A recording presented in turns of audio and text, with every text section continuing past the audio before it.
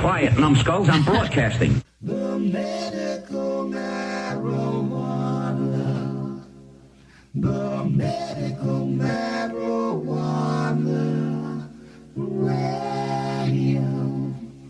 Radio show. The medical marijuana for you and me. Ah, yeah, the medical marijuana. Whoa, whoa, whoa, whoa, whoa, ah, yeah, the medical. It's the medical marijuana show. You will know.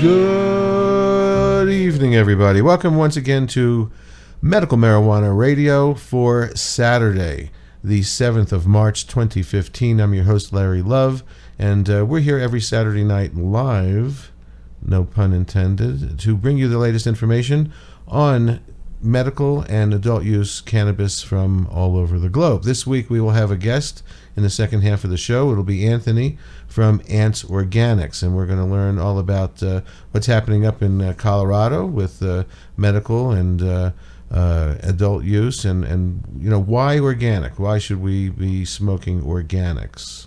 So that'll be with Anthony at the bottom half of the hour. But first, there's a bit of news here in New Mexico and elsewhere. But before we get into that, I just want to let people know at the top of the show here, if you missed this broadcast or if you ever just want to catch up on the replays, first of all, you can go to our website, which is MMJRadio.com. Also, Time for Hemp Global Broadcasting Network puts the show up on their website. They also broadcast it on iHeartRadio, Spreaker, and I think a couple other places as well. You can also hear it one time during the week on 420radio.org and also on Pothead Universe Radio and on the Roku box. If you have a Roku box hooked up to your TV, you can listen to it on the US Weed channel. And now we've got news for you. 1, 2, 3.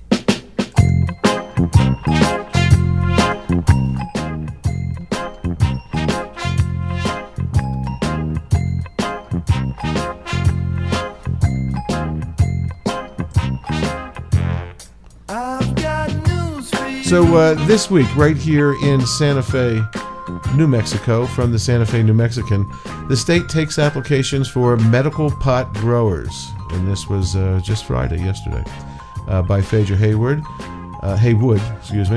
for the first time in 5 years. The New Mexico Department of Health has begun accepting license applications for non-profit medical marijuana producers. Patients, would-be producers, and other advocates have pushed, even litigated, for this to happen, pointing to the department's own study showing the 23 producers currently growing the herb for more than 13,000 patients in the state's medical cannabis program were meeting only about 20% of the patient demand. But Department of Health spokesman Kenny Vigil said nobody applied for a new license on Friday, the first full day that applications were being accepted after the department reopened the process Thursday afternoon. Applications will be accepted through 4:30 p.m. on May 1st. For more information on applying for the medical marijuana producer's license, visit the department's website, which is www.nmhealth.org. The cost of applying for a license is $10,000, $9,000 of which will be refunded if the application is denied. Thanks to new regulations for the program adopted as of February 27th, those who obtain licenses will be able to grow 450 plants instead of only 150. Those applying for license renewals must pay $30,000 for the first 150 plants and an additional $10,000 for each additional 50 plants for a total possible fee per year of $90,000. The 13-page application for the nonprofit producer license asks applicants for a plethora of information, including the names of any financial backers and the criminal and fiscal histories of key personnel. I should have them checked out physically too. It also asks applicants where they will grow marijuana, where they will distribute it, and what type of security systems they will use. What it doesn't inquire much information about, save a few questions asking if principals have been involved with other cannabis businesses, is whether the would-be producers know much about growing marijuana. And of course, we've seen that happen in previous times that they have given out licenses. So good luck to everybody putting in an application. Now, on an interesting side of things, a Washington, D.C. man walks into a police station and asks for his marijuana back, and he gets it.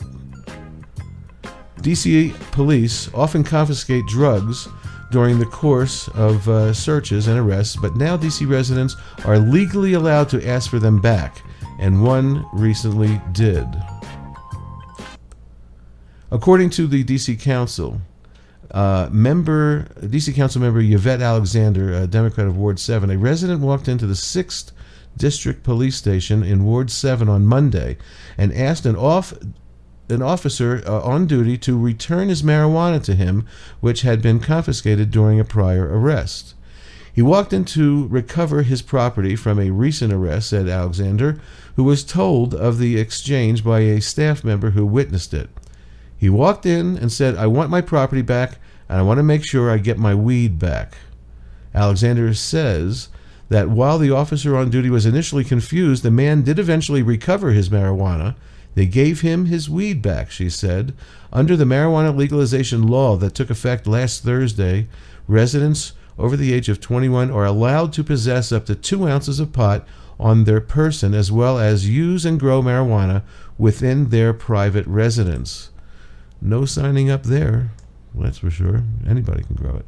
While police are allowed to confiscate the marijuana if no proof of age is provided, or if an arrest for another offense occurs, a special order distributed to all officers last week specifies that the individual whose marijuana is seized is legally allowed to go to a police station and request that it be returned to him.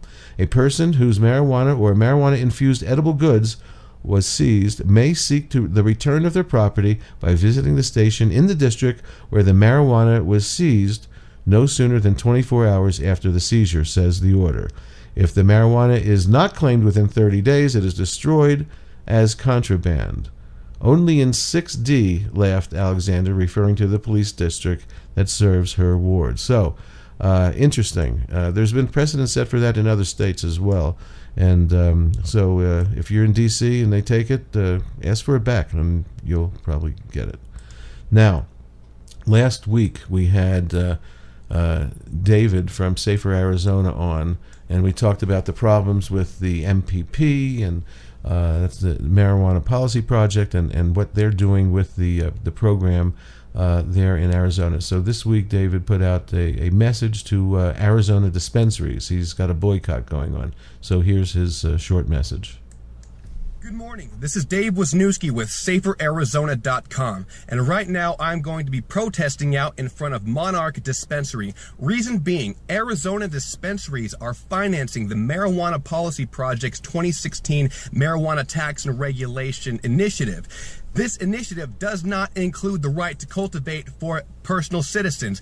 It still criminalizes us, and we'll be going to jail for growing a plant. There are dispensaries out there that do not support this. They say, we wish you guys had the right to cultivate. And there's also dispensaries out there that do not want us to cultivate. They want to have control over a certain population. And they say, If cultivation is on the initiative, they will not finance the MPP. So the MPP says, oh, we feel like we have our hands tied because if we have grow rights, then these guys are going to pull out the money and we can't do it anyways. Well, those dispensaries need to be weeded out, they need to be protested, and they need to be boycotted. And for the other dispensaries, if you support our grow rights, then you should be protesting the MPP too. You should not be allowing this tragedy to get onto our initiative and touch the ballot. So if you're a dispensary and you support our grow rights, we expect you to be calling the MPP in protest of their initiative now.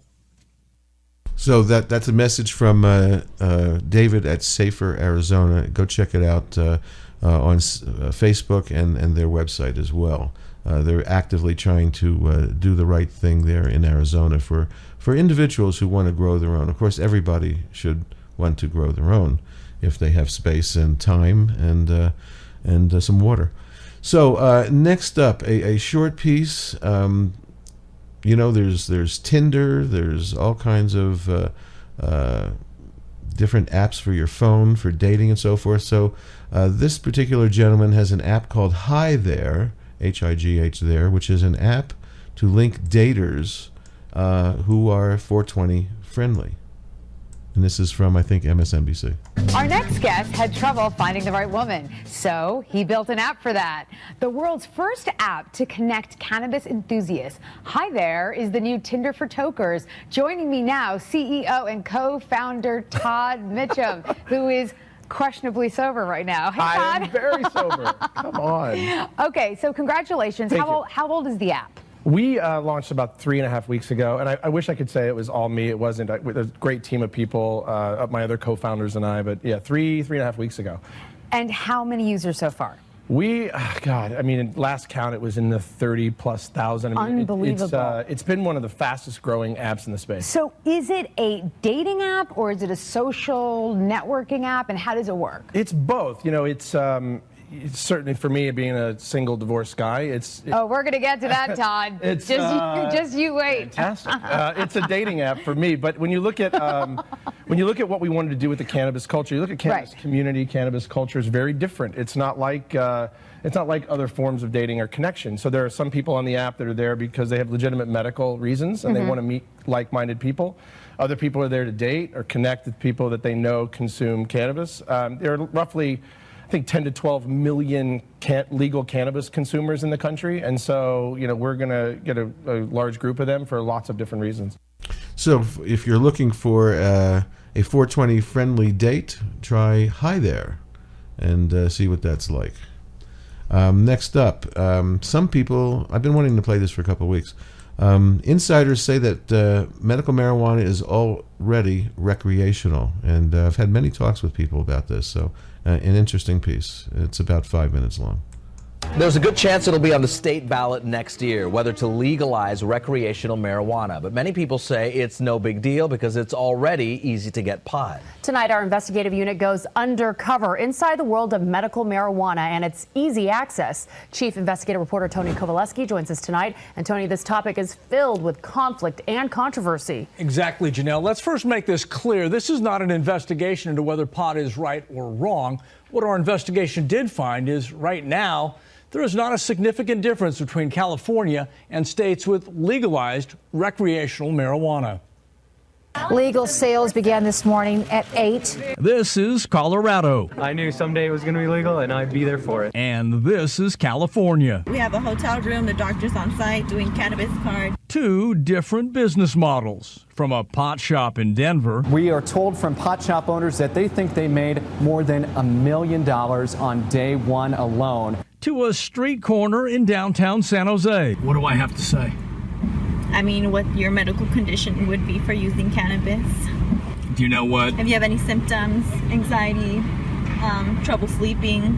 Do I need any proof? Not at all. Essentially, two states, two different laws. One's recreational and one's medical. So what does he have to say to get the card? Basically, just say that you have insomnia, lower back pain, something. Does it have to be true? I mean, not necessarily. What our investigation and our hidden cameras have discovered, when defining medical and recreational marijuana laws, it may be a distinction without a difference. Is this a regular doctor? Well, she's an MD, but she specializes in doing just this. She's a recruiter walking us to that motel room a couple blocks from the recent HemCon convention in downtown San Jose. You don't need to specify even what it is or the reason. Can you make it up? Yeah. Insomnia. Who doesn't have insomnia living in the Silicon Valley? From there, an NBC investigative producer met with the doctor inside a room at this motel. How'd it go down? When we were here, the doctor asked me out front, what are you here for? And I said, well, I have some medical paperwork, but I want a medical marijuana card. He brought this paperwork, proof from his personal primary care physician that, in fact, he had heartburn. Did the doctor ask you if you had a heartburn? No, doctor never asked me if I had heartburn. Did you expect that the doctor would examine you? I expected a stethoscope somewhere, and I never saw a stethoscope. She never listened to my heart rate. She didn't check my pulse. So with heartburn and $80, our investigative producer got this medical marijuana recommendation and this card, all the documentation required to legally purchase marijuana for the next year. Are you at all surprised we got a medical marijuana card with a heartburn in about 10 minutes of our time? I'm not surprised. Patrick Veneer supervises the narcotics prosecution team for the Santa Clara County District Attorney. Our hidden cameras essentially prove the obvious. Anybody who wants a medical marijuana card can get one in California. There is $1 million, I would say even $1 billion industry in California in the issuing of recommendations by doctors who are doing it under suspicious circumstances. It's a farce.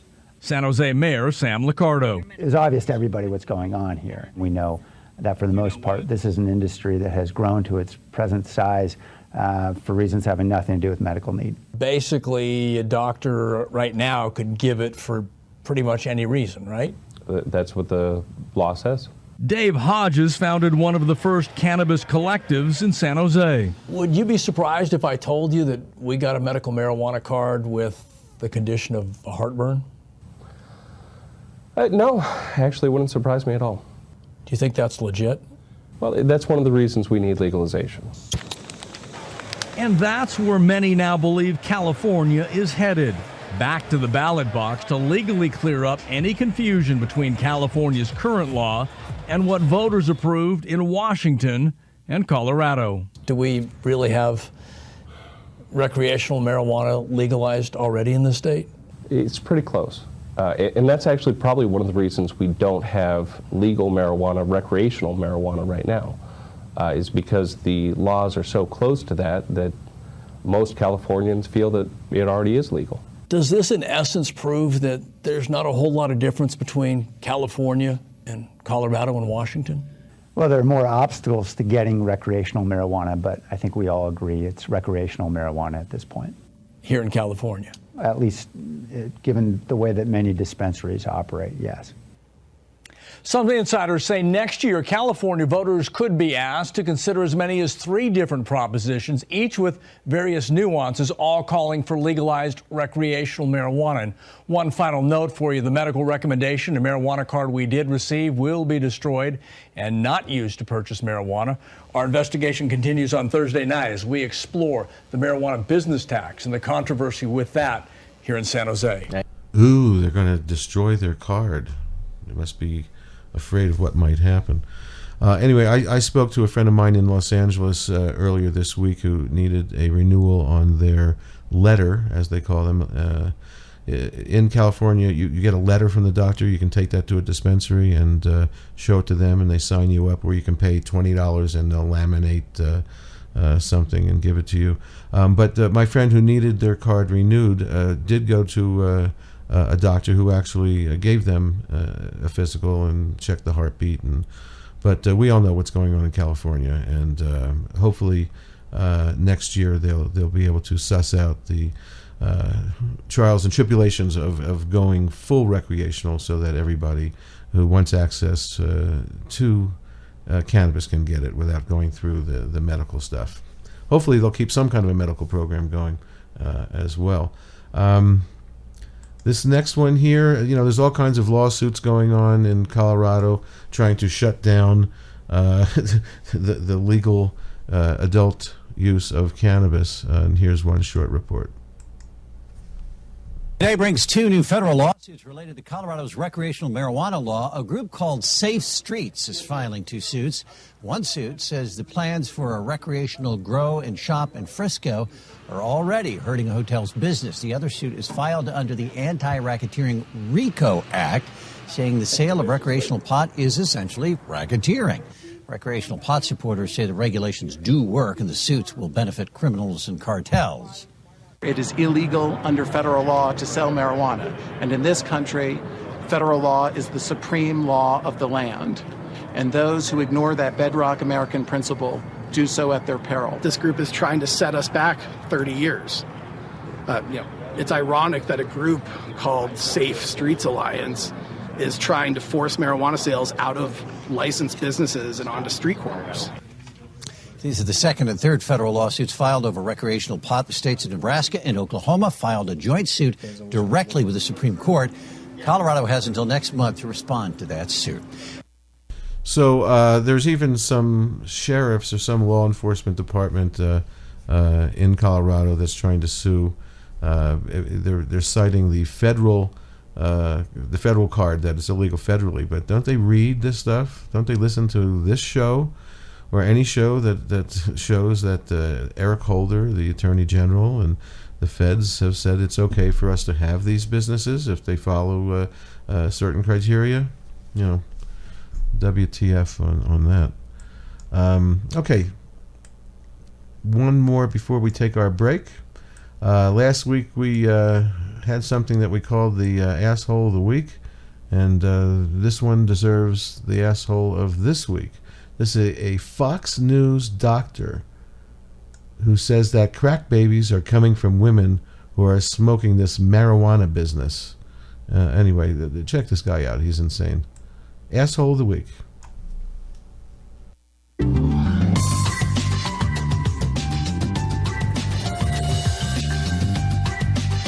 Well, pot may be safer for you than you think, according to a brand new study. It suggests that marijuana may be the least dangerous recreational drug out there, even over nicotine and alcohol. Well, this may be good news for Alaska and D.C. residents, where pot just became legal this week. But is it really that safe? Joining us now is Fox News Medical 18's Dr. David Samani. Thanks for being with us. Sure, good morning. You say the study actually can be misleading a little bit. I think it's a very dangerous study, and there are a lot of holes in this, and people have to be very careful about not getting the wrong message from this particular study.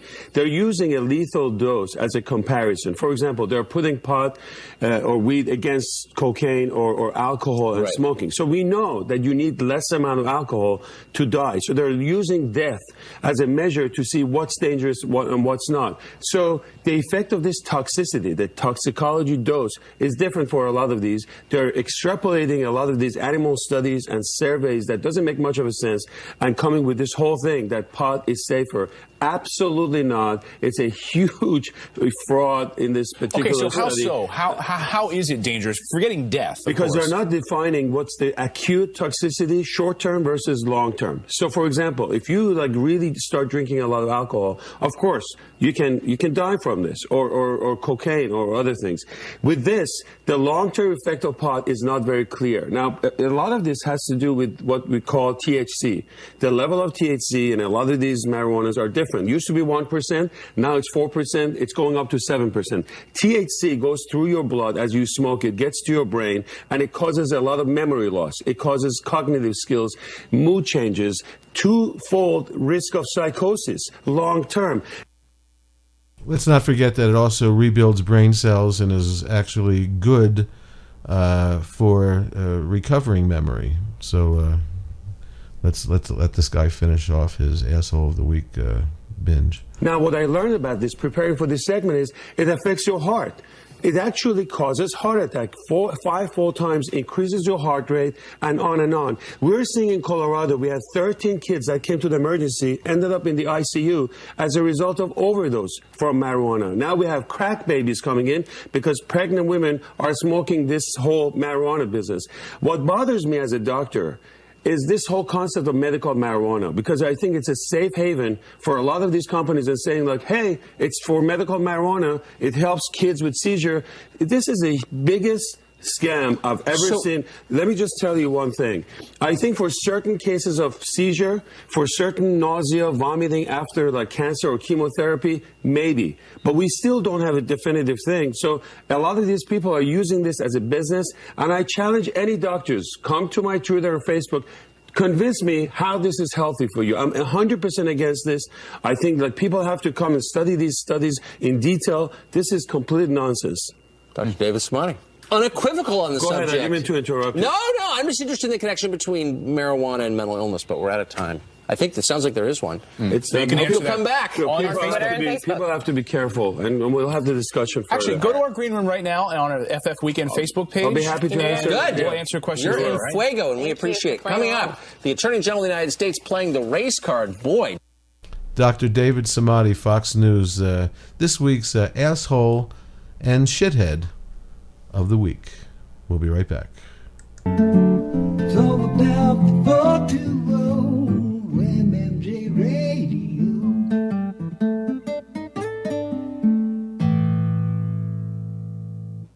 I'm Robert Platshorn with Marijuana Facts from the Silver Tour. A new Florida study in the Journal of Molecular and Cellular Neuroscience found that cannabis can slow the effects of Alzheimer's and may in fact be able to halt it entirely. A University of Ohio study showed that people who use marijuana get Alzheimer's at a much lower rate than non-users. Learn more and support the truth at thesilvertour.org. That's thesilvertour.org. Hi, as you know, over the next few years, the cannabis industry is going to explode into a multi-million-dollar industry. 420webdesign.com is your affordable design provider. 420 Web Design prides themselves on fair prices and a grounded staff. They listen to their ganjapreneurs' website needs. Getting into the marijuana industry doesn't need to break your bank. Our sites come with tons of features. Just a few of them include responsive designs for mobile viewers, easy-to-update platforms, built-in SEO and SMO tools, enterprise-level security, video tutorials, database backups, Google Maps, onboard analytics, and much more. This is backed by a decade of website design and development experience. For all of your 420 web design needs, go to 420webdesign.com. Again, 420webdesign.com. Check them out. Have you ever had a problem with overcooking your cannabis oil? You probably wanted to rip your hair out when you burned off all the THC, right? I even cried one time when my brownies failed to make a good impression at the party. Well, I stopped crying when I found Magical Butter. Magical Butter is a device with a microprocessor-controlled program sequencer. It was designed by a scientist and a chemist to precisely extract the benefits of various herbs. Magical Butter easily makes botanical butter, oils, tinctures, lotions, sauces, and more. Magical Butter heats your oil and your herbs at the perfect temperature every time. Check us out at magicalbutter.com because it's magical. Okay, there's a lot of science and chemistry involved, but it sure works like magic. Again, for your tinctures, butter, and oils, that's magicalbutter.com. This is a great appliance. Use coupon code LOVE to get $20 off. This is Robert Platshorn with Marijuana Facts from the Silver Tour. According to the DEA's administrative law judge, Francis L. Young, marijuana in its natural form is one of the safest therapeutically active substances known to man. In strict medical terms, marijuana is far safer than many foods we commonly consume. Learn more and support more education at thesilvertour.org. That's thesilvertour.org. The medical marijuana. The medical marijuana. Radio show. Hey, this is Scott from Rare Dangness. You're listening to Medical Marijuana Radio. Okay, we are back. Let me get Anthony from Ants Organics on the line. If you'd like to call in and speak about organic cannabis, it's 505-514-0098. Again, 505-514-0098 if you want to join the conversation. And here's Anthony now. Hi, hey, Larry. How you doing? Welcome, Anthony, to Medical Marijuana Radio. We're live on the air right now. And just want to talk to you about organic growing of cannabis. And you are up in Colorado, where the home of everything that's going on, the cutting edge of what's going on in the industry. Why are you involved in organics? Tell me what's motivated you for that. Well, cannabis is, I'll put it this way: legalization has come about, and now we're getting access to a holistic medicinal plant that has been criminalized for decades in this country, and now that we're getting legalization, the people are kind of having their voices heard and getting what they want. Which way do you want legalization? And if you're gonna be using cannabis as an alternative medicine to pharmaceuticals or other things, why would you pollute it with chemical fertilizers? It kind of goes against the very reasons why we push for legalization to begin with, in my mind. So right. Well, I think obviously the reason to use this plant is we want to use a natural medicine, to help our bodies, as opposed to the pharmaceuticals. I mean, it's very obvious. So what do you think the biggest problem is with people who aren't growing organic? Is there one thing that they do, maybe try to feed it something that's going to weigh it down so it weighs more? I mean, do you have any ideas about what people are doing wrong when they're not using organics? Well, I mean, there's a million different things, and part of it is pesticides like DDT, which are used in lots of farming practices besides cannabis. And what you're doing when, especially, it's more prevalent, I guess, in outdoor situations when you're kind of recklessly spraying these chemicals on your plants. You don't know what secondary targets you might be hitting with those things. So maybe you're aiming at your plants, but that you're getting other things affected with what you're spraying too. A lot of chemical pesticides are hydrocarbon based, which are proven to be cancer causing. And not only that, when you're spraying this stuff, if it's missing your plant, you're affecting the natural pollinators in the environment, which can just affect the whole food chain, and that's just the foliar stuff. There's a really common chemical compound called EDTA. Mm-hmm. It's a preservative. Which is used. It's a preservative, and it also is used to. It wraps itself around biometals, which are micronutrients for plants. So basically, EDTA works really well to force those macronutrients into the plant's root system, and it works very well. The problem is EDTA itself has an inability to break down naturally. So what you see is your plants are getting increased growth, which is great, but then the EDTA is then washed into our wastewater system.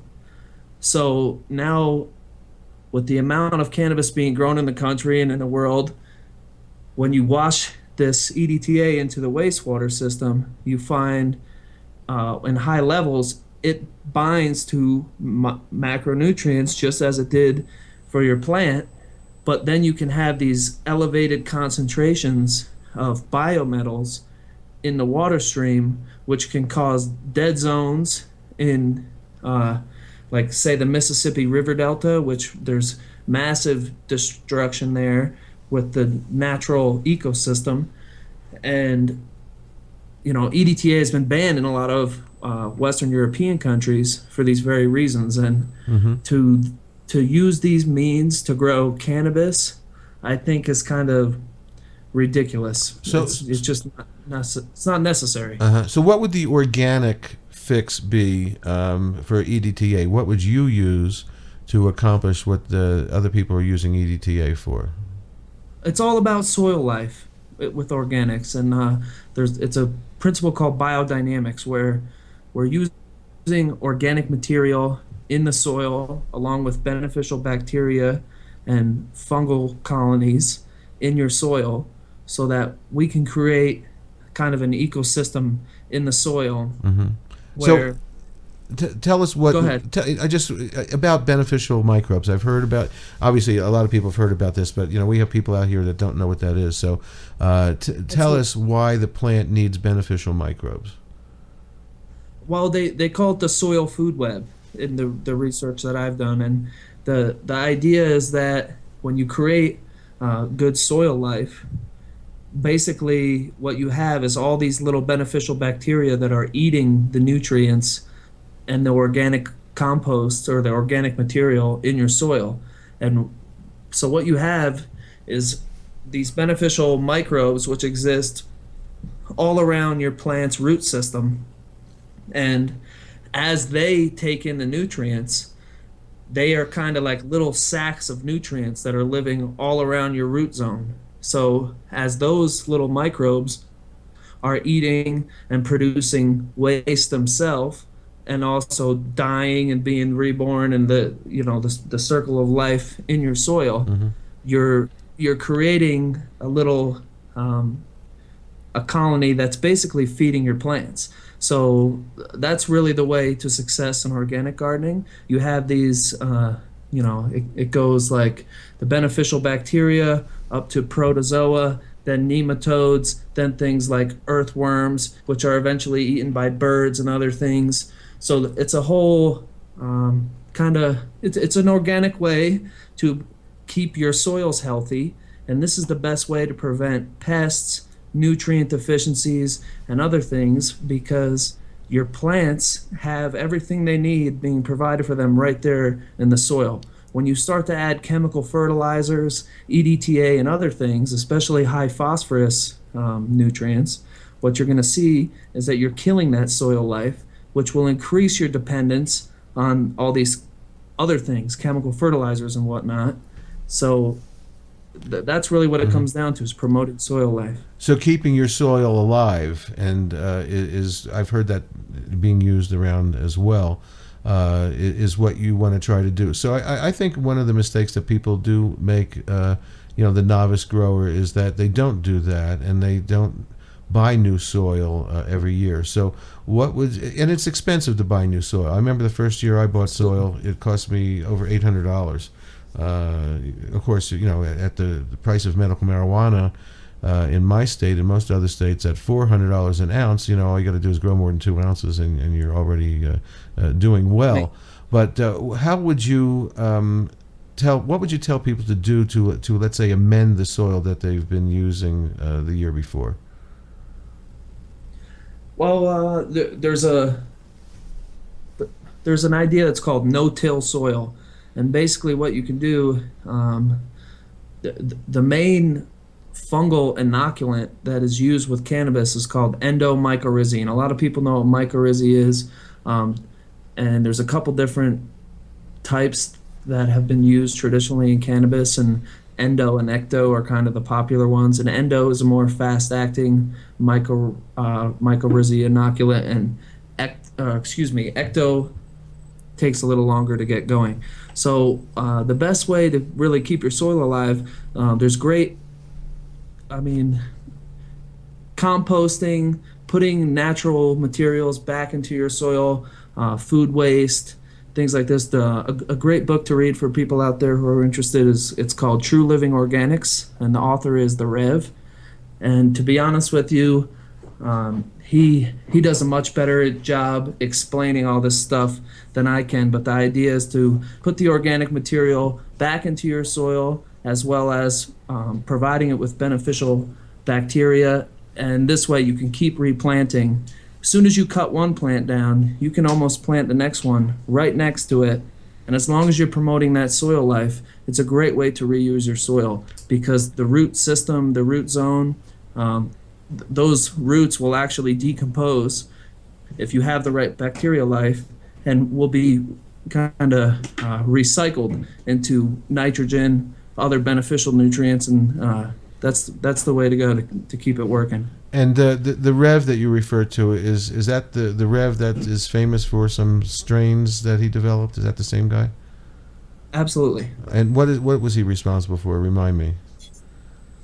I don't remember exactly what strains. I've read some of his literature. He does a great job explaining those types of things. The strains exactly that he developed, to be perfectly honest with you, I'm not sure of. Sure. Well, so let me ask you this: you're obviously you know a lot about growing in soil. I want to ask you what you think of veganics, which is something that there's some nutrients out there that are called veganics. There's Vegan Matrix by Kyle Cushman, and yeah, absolutely. So tell me how you feel about veganics as compared to organics. Well, I think my understanding is that the idea behind veganics is using plant-based nutrients rather than animal-based, or like Right. Fish proteins, things like that. Back So guano, worms, all that stuff. Yeah, exactly. Well, I mean, bat guano, worms, all those things can work really well if you're cooking your soils. Okay, so you need to be able to take the time to build your soils if you're going to be using those types of things. Veganics kind of implements a system where, by using plant-based nutrients, the nutrients are readily available to the plant right away. Whereas when you're using bat guano, earthworm castings, things like that, shrimp meal, there's a million different things. It takes a little while to compost and for everything to get working.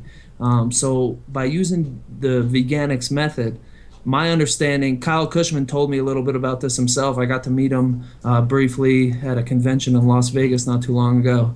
And his explanation was that by using plant-based nutrients, it works more symbiotically with cannabis plants, so that the nutrients are readily available to the plant as you're using them, which is a big thing when you're using bottled organic nutrients, and especially indoor gardening in containers.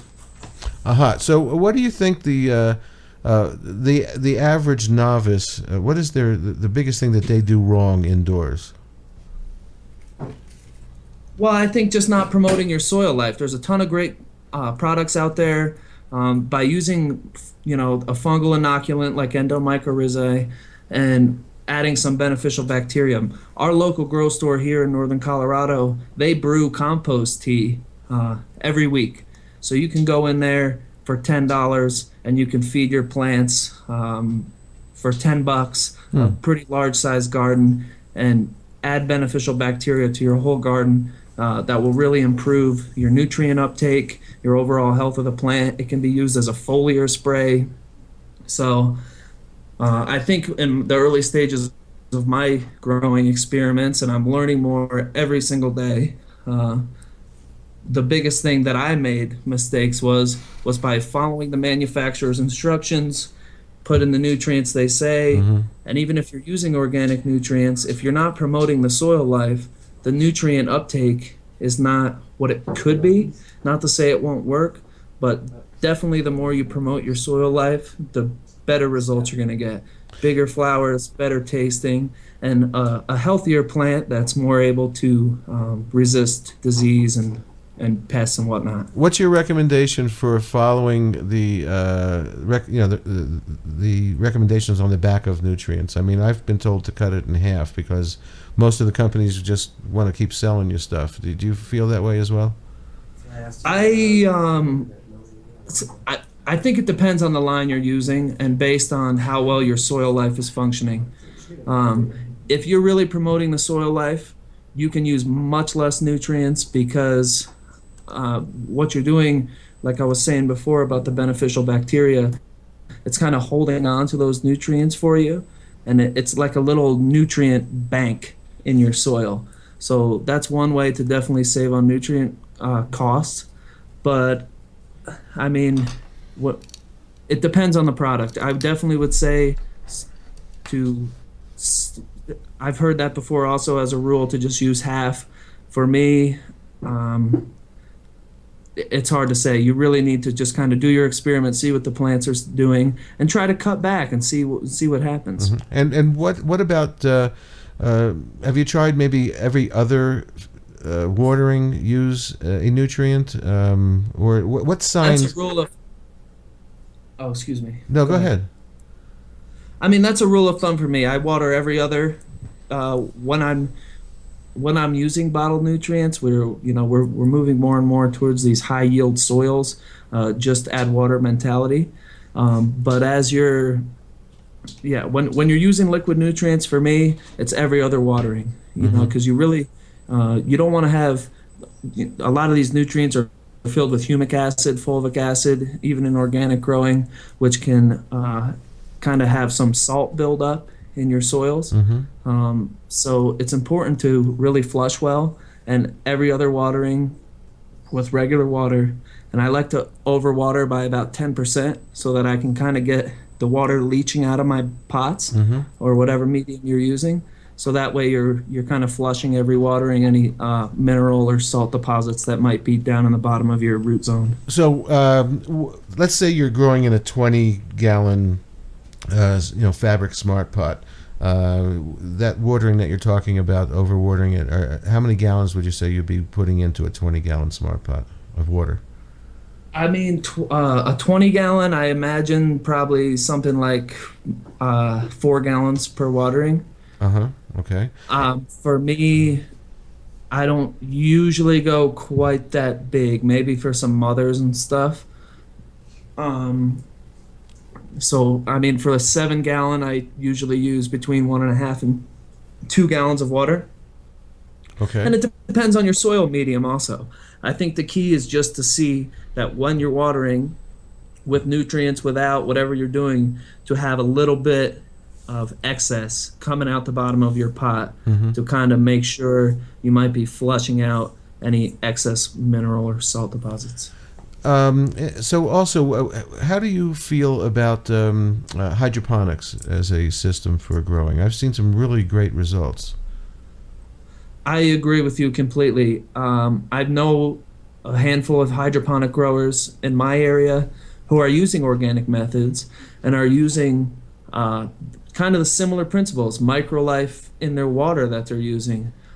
For me, it's like it's an oxymoron or something, hydroponic and organic, because the very idea of organic is it's coming from the earth, it's grown in soil. I never personally grew anything hydroponically. I use an aeroponic cloning system, which is a kind of a hydroponic system because we're using that similar idea, but soil grown, I've always found, has the best taste, the most distinct flavor, and is able to kind of allow the plants to express themselves true to their genetics. And so that's really why I've always stuck with it. I've been a landscaper in my day job for the past 10 years, and I've planted thousands of trees, perennials, annuals. Soil life has always been a big part of what I do, and the hydroponic guys are doing a great job. I never messed with it personally. And you're in the midst right now of getting set up in Colorado for Ants Organics, which you're going to have a business that is going to supply, I guess, wholesale cannabis to, is it just medical dispensaries or rec as well? Actually, just recreational for the moment. I didn't want to limit myself to the people. These medical card holders in Colorado are already educated. They've been through the system. They got their card. They went to the doctor. They know what they're looking for. And there's a lot of good organic growers that exist in that medical world right now in Colorado. For me, the recreational side just allows me to offer what we're doing to everyone, to Joe Schmo, his neighbor, people who might not be as educated, we want to offer it to everybody so that they have the same chance as everyone else to get that high quality organic product. And So, the medical side, go ahead. No, I was just going to ask. So you're going to be growing indoors. Are you using a greenhouse system or just totally indoors with lights? Totally indoors with lights right now. As we move forward, we definitely want to branch into the medical side, and hopefully the greenhouse technology has improved vastly over the past few years and continues to get better every day, and something I'm paying a lot of attention to, and I want to use down the road. What we're doing indoors right now is kind of creating conditions that are very controllable, that I know that I can do what I need to do in. And a couple things we're doing to try to kind of change the indoor philosophy is use some alternative lighting, which is using a little less power. So you're talking about LED, or you were telling me earlier LEC. What did you say? LEC? Yeah, an LEC. It stands for light emitting ceramic. So basically, these are new generation metal halide bulbs. And this is another thing actually that the Rev kind of talks about. The metal halide bulbs traditionally have more blue in their spectrum, so they have traditionally been used mostly in a vegetative cycle. With these newer bulbs, what we're finding is that they're creating a full spectrum where they have far red and far blue, as well as the middle hues as well. And another thing that they're doing is there's a little kind of, I guess, industry jargon. It's called CCT, color correlation temperature. And something that I've learned over the past couple years is that when you're using your bulbs, it doesn't necessarily have everything to do with the amount of lumens. It's more about PAR, which is photosynthetic active radiation.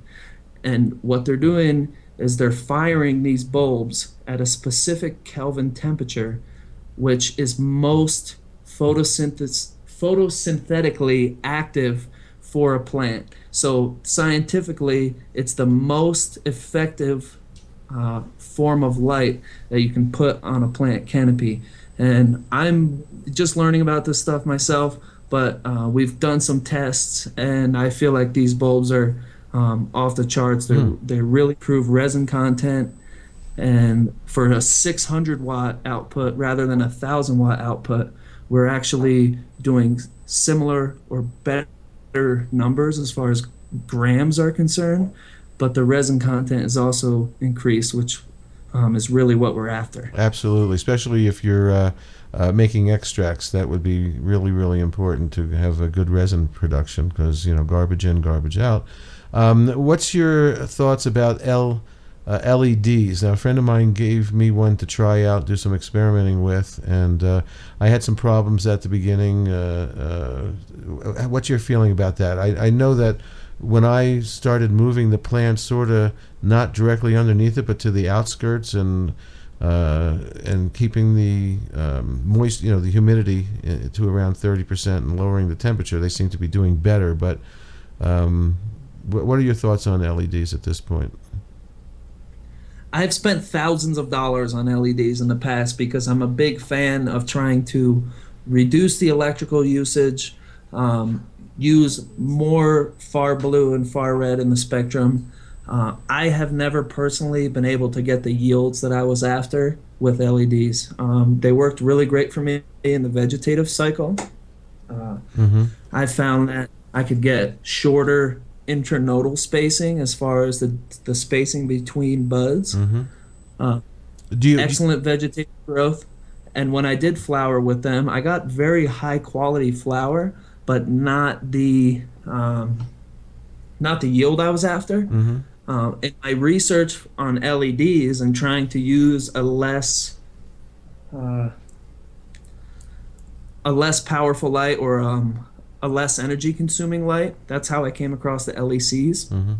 And I think that the LEC is a very happy medium for people who are after high yields, lower electrical consumption, and a broader spectrum for the plants. I have heard that there's new LED technology out there, and I got to see a little of these. The one light that I've looked at particularly is called I think it was called an HP4 S4.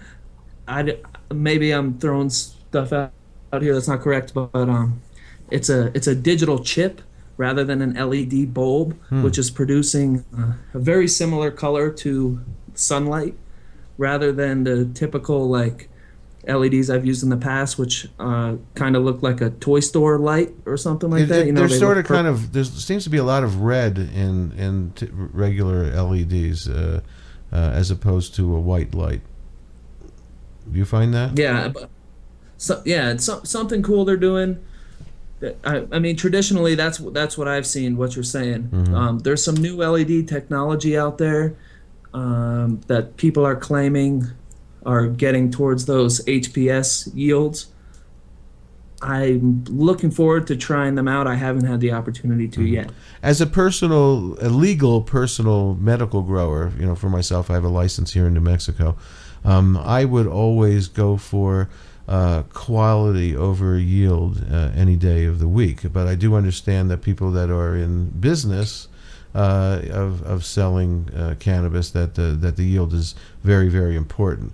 So when do you expect to be up and running in Colorado? And before, when you open up there, give us a call back and let's talk about your opening and so forth. So when do you expect to be Ants Organics to be up and going? We're hoping to be growing in the next 3 to 4 months. Mm-hmm. The building is on its way. But that's really the spot I'm in right now. I expected to be up and running months ago, but as I'm finding out, everything in the construction world takes a little longer than we'd like it to, but we're having the opportunity to really dial in the way we want things. And so to take a little extra time now, I feel fortunate to have the opportunity. So this summer we'll be putting products on shelves, we hope, and that's the plan. So you're going to be a wholesaler. You'll be distributing to dispensaries. You're not going to have a dispensary at this point of your own. Is that correct? No, we won't have a dispensary at this point, but one thing we want to do is work with edibles companies, dispensaries, anybody who needs trim. We have sought after the manufacturing infused products license, so that would allow us to create concentrates. That was my next question, was were you going to go into the MIPS industry and do your own extractions and so forth? We're going to do our own extractions. I'm not going to be making edibles myself, brownies, anything like that. There's a lot of people out there who are experts in that field. What we want to be able to do is supply those people with the highest quality organic material that they could put in their products. Fantastic. Well, give out your contact information, so if people want to take a trip up to Colorado later on this summer, then maybe they can know where to go to get some of your recreational cannabis. Give out your website and anything you want to give out. Yeah, www.antsorganic.com is up and running right now. We don't have a ton of information on there because, like I said, we're in the process. We're getting everything going. So real soon here, we'll have some strain lists on there, concentrates information. We're on Facebook with Ants Organic and Instagram at ants_organic. So a couple places to keep a lookout for us. And well, Anthony, I appreciate you being a guest tonight. It was very enlightening to me about organics and this new you said LEC is the name of this new light, right? So yes, sir. And if you're doing anything indoors, give it a shot. It creates very low ambient heat, so much easier to control your rooms. There's no glass on the hoods because of that, so you're not blocking any UV rays by using glass. Lots of beneficial things, and I really appreciate you having me. It's been really nice talking to you. Would love to have you back anytime you want to talk about anything. Thank you, Anthony. Alrighty, thank you. Take care, my friend. It's great to have Anthony on, someone who's trying to do things right and give us a natural high. We'll be right back.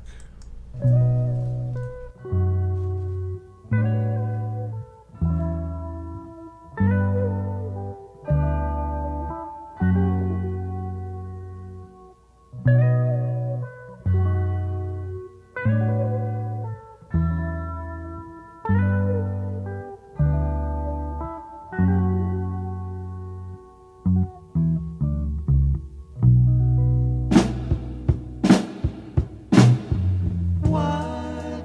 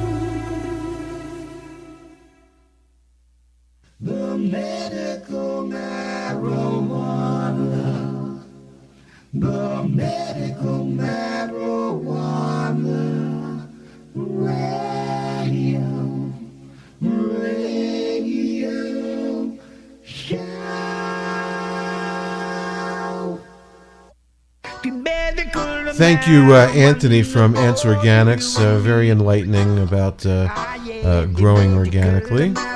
And we'll be back next week with another great show, a great guest. We're going to talk about testing of contaminants and other things in cannabis. And we'll have a great scientist on, Russell, who will help us talk about that.